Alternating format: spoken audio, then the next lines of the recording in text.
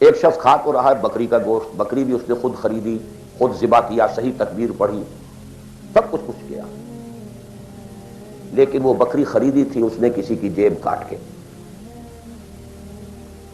تو کیا کھا رہا ہے؟ حرام، بکری کا گوشت ہے، حرام۔ اس کو آپ آرگومنٹ کو بلڈ کیجئے۔ میں نے جو کچھ آج کہا ہے، باطل کے غلبے کے تحت زندگی گزارنا حرام ہے، الا یہ کہ آپ کی پوری توانائی اس کو بدلنے کے لیے ضرورت ہے۔ لیسٹ جو ہے اس اعتبار سے وہ ممالک ہیں جن کا سر خیل امریکہ بہادر امریکہ شریف ہے۔ نماز روزہ کر لو، ناٹ ایون دی پرسنل لا، قرآن مجید میں پڑھ لیا کرو نکاح اور طلاق کے قوانین، دیٹس آل، نتھنگ ڈوئنگ، ثواب لے لیا کرو، تراویح میں سن لیا کرو انہیریٹنس کے laws, nothing doing, keep them with you. یہاں انفرادیت کا حصہ، اگرچہ اور بڑی سہولت ہے، دنیا بڑی اچھی ہے، کھانے کو اچھا ملتا ہے، سیکیورٹی بہت ہے، سب کچھ ہے، سوال یہ ہے کہ آپ کی پرائرٹی نمبر 1 کیا ہے؟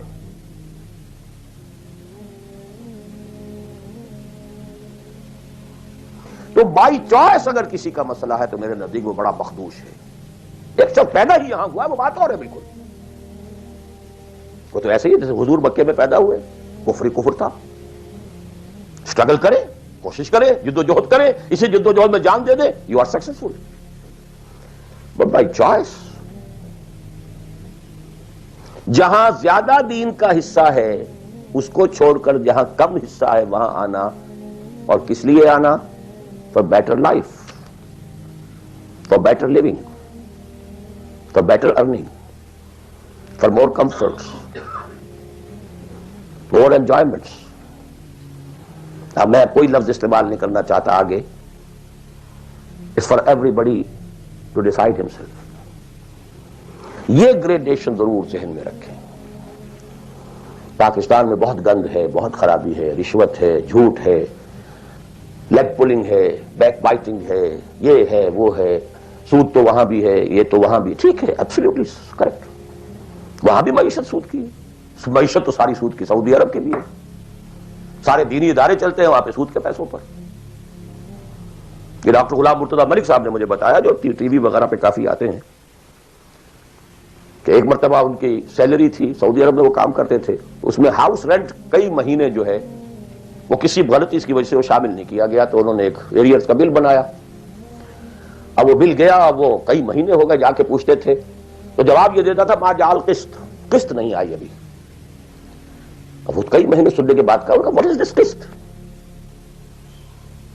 پتہ نہیں آپ کو شیخ؟ نہیں، اتنا روپیہ امریکن بینکس میں رکھا گیا ہے اس ادارے کے نام سے جس کے سود سے آپ کی تنخواہیں ملتی ہیں، وہ سود کی قسط آئی نہیں۔ جیسے دن سعودی عربیہ، آخر سارا پیٹرن تو وہی ہے نا، سیکھا تو یہیں سے ہے، جو کچھ سیکھا ہے، فاؤنڈیشنز بنتی ہیں، جو انڈومنٹس ہوتے ہیں، اسی سے ادارے چلتے ہیں، آخر اور کہاں سے ہیں؟ معلم کل تو یہی ہے نا۔ یہ صورتحال، لیکن پھر بھی گریڈز کا فرق جو میں نے آپ کو کہا، وہاں ایک شخص جتنے حصے پر زندگی میں دین پر عمل کر سکے گا، کہیں اور اتنے حصے پر بھی نہیں کر سکتا۔ جتنی حالت خراب ہے اتنی ہی شدید محنت درکار ہوگی اور اتنا ہی زیادہ ثواب ملے گا۔ جہاں جتنی آسانی ہے اتنی ہی محنت کم ہے، اتنا ہی ثواب کم ہے۔ یہ آج رات کو جب ہم سورہ حدید پڑھیں گے تو اس میں بات آ جائے گی۔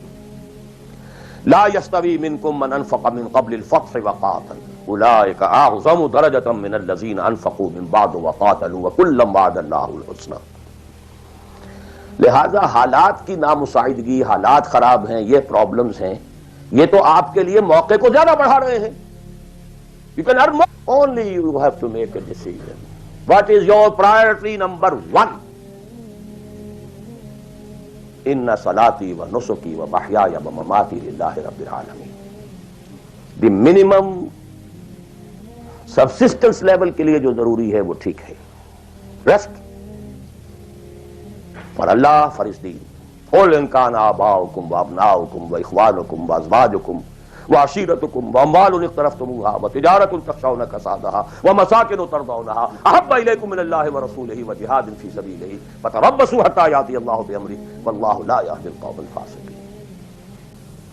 ایک شخص کھا تو رہا ہے بکری کا گوشت، بکری بھی اس نے خود خریدی، خود ذبح کیا، صحیح تکبیر پڑھی، سب کچھ کیا، لیکن وہ بکری خریدی تھی اس نے کسی کی جیب کاٹ کے،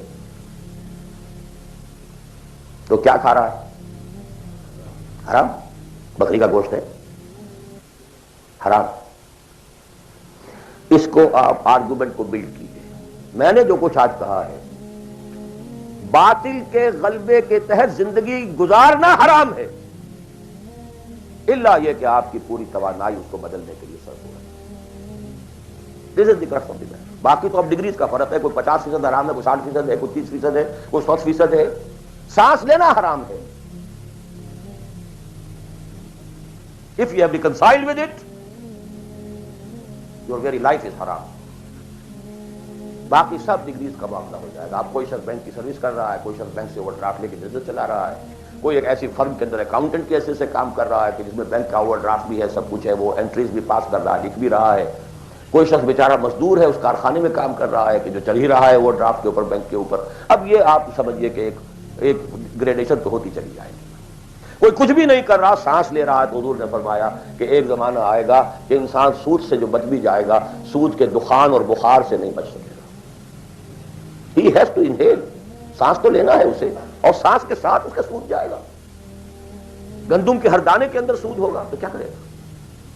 وہ ہے نظام کا معاملہ، اور آج دنیا میں ہم اس جگہ پہنچ گئے ہیں۔ نظام کی گرفت اتنی اسٹرانگ ہو گئی ہے، انڈیویجول کی حیثیت بالکل نہ ہونے کے برابر رہ گئی، بہت کنٹریکٹ ہو گیا ہے، بہت محدود ہو گیا ہے انفرادی آزادی کا دائرہ۔ نظام